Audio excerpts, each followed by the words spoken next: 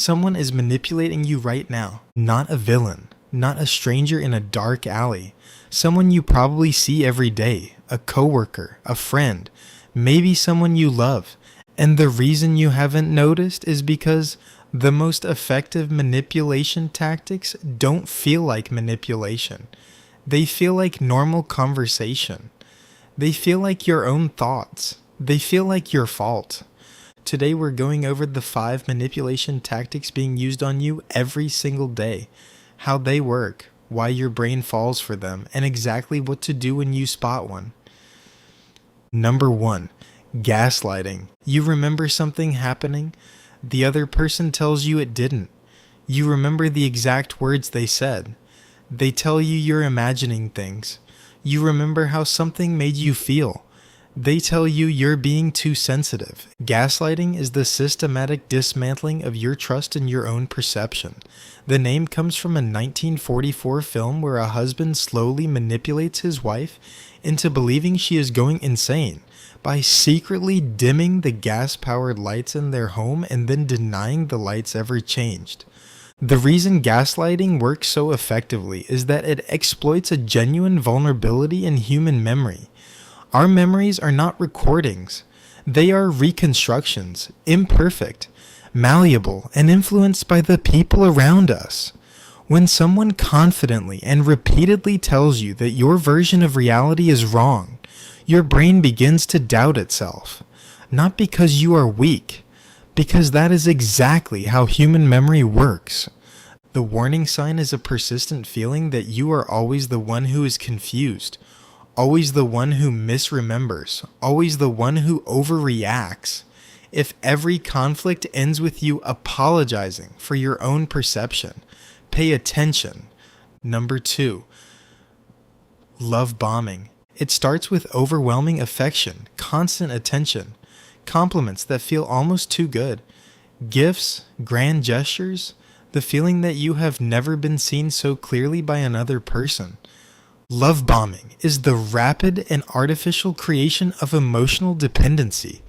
By flooding you with affection early on, the manipulator builds an attachment that feels profound and unique, because the intensity is unlike anything you have experienced before. What makes it a manipulation tactic rather than genuine affection is what comes after. Once the dependency is established, the affection becomes unpredictable.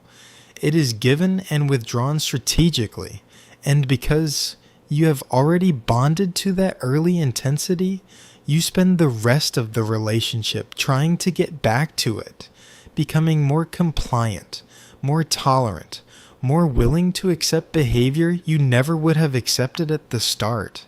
Love bombing is not always conscious.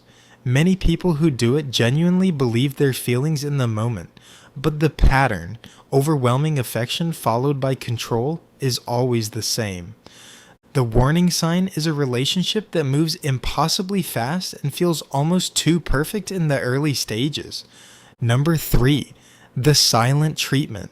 This one is so common it is easy to dismiss as normal conflict.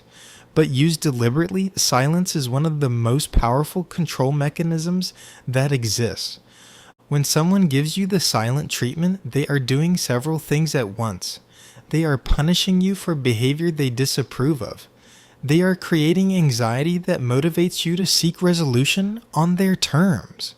And they are sending a clear signal about what happens when you displease them. You cease to exist to them. Psychologists classify deliberate and prolonged silent treatment as a form of emotional abuse. Research published in the Journal of Social and Personal Relationships found that being ignored activates the same neural pathways as physical pain.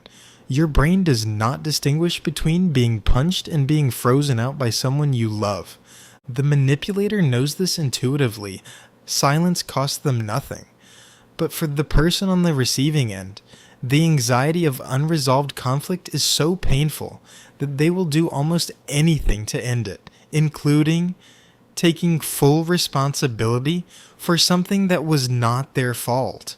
The warning sign is a pattern where silence is used as a response to disagreement rather than a need for genuine space. Number 4. moving the goalpost. You do what was asked. It is not enough. You meet the standard. The standard changes. You give everything. There is always something more to give. Moving the goalposts is a manipulation tactic that ensures you can never fully succeed. The target is kept in a permanent state of striving. Always almost good enough, always one step behind. Always working to prove themselves. It is particularly effective in workplace settings and in close relationships. A boss who praises your work privately but criticizes it publicly. A partner who agrees to something and then claims the agreement never existed. A parent whose approval is always just out of reach regardless of your achievements. The psychological impact is a gradual erosion of self-confidence. If you can never meet the standard no matter how hard you try. The natural conclusion your brain reaches is that the problem is you, not the standard, not the person setting it. The warning sign is a chronic feeling of never being quite good enough for one specific person, even when everyone else in your life sees you differently. Number 5. Triangulation. A third person is introduced into the dynamic. A coworker who apparently thinks your work is not as strong as you believe. An ex who is still very much present in conversation. A friend who supposedly agrees with everything the manipulator says. Triangulation creates insecurity by manufacturing competition or comparison. It makes you feel that your position in the relationship, in the job, in the friendship is not secure. That someone else could replace you. That you need to work harder to maintain your place. It also isolates you. By making you feel that others share the manipulator's view of you, it erodes your confidence in your own social reality and makes you more dependent on the manipulator's approval as the primary source of validation. The third person often does not even know they are being used this way. Their words are selectively reported, exaggerated, or invented entirely. The warning sign is frequently hearing what other people supposedly think about you. Always conveyed through the same person, always in a way that leaves you feeling slightly insecure or threatened. So what do you do with all of this?